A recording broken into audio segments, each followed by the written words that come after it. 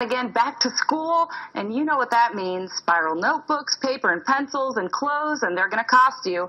The average family plans to spend $630 this year. But before parents start shelling out the cash, they can set up a plan to use back-to-school shopping as a teaching tool. Financial professional Mindy McIntosh from McIntosh & Associates is here to explain more. Thanks for being with us. Thanks for having me. So, okay, why is it important for parents to teach their kids about money? Just start with that.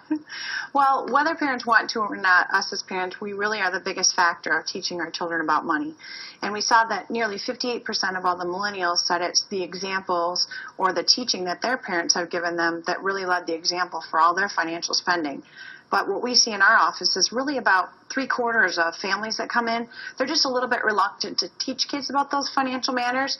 So we said this is a great time, kind of step up to the plate, parents, and this is a great teaching tool to kind of help their kids about the spending budget for school.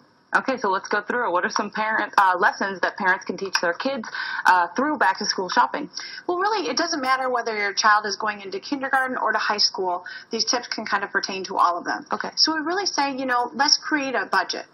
And a lot of times kids are not going to want to stick to a budget. They either don't know how, or maybe their parents haven't taught them or even done so themselves. So we have a great back-to-school budget planner right on our website at wealthmichigan.com. So they can actually write down right on there what exactly they need to buy for supplies, clothing, shoes, electronics, and then what is kind of the breakdown of what is their spending limit to kind of let them know where is their budget that they're staying within. So after they learn about the budget, they can learn about wants versus needs. That's a very basic thing for kids to learn, right? It is. So it's frustrating. I know parents hear, I want this toy or I want this piece of clothing. But if they can kind of stick to the budget and the parents can teach them, hey, let's kind of price compare. Maybe you don't need the highest end electronic or the most expensive notebook, which might kind of leave you a little bit of buffer at the end for that need that you might want. Right. So they can kind of learn how to budget shop there. Okay, and factor in extras. Is that talking about that as well? It just lets them know that if you go to the store, even with our kids, it's not just the price tag. You need to factor in what taxes are going to cost. A lot of people might forget about that. Right. Or now with how many people order online, they need to factor in if there is any shipping charges as well. Good point. Okay, and then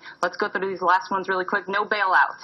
No bailouts just mean if you're going to set a budget and you're going to set a spending plan for this back-to-school shopping, don't help your kids out. Just means that don't kind of let them buy the expensive item and then you're going to finish in the rest of the fluff. Now, if they don't have enough to buy something that's absolutely necessary, okay, but then make them work back for that, household chores or doing something of that nature. Be kind of strict about that. And then credit card effect.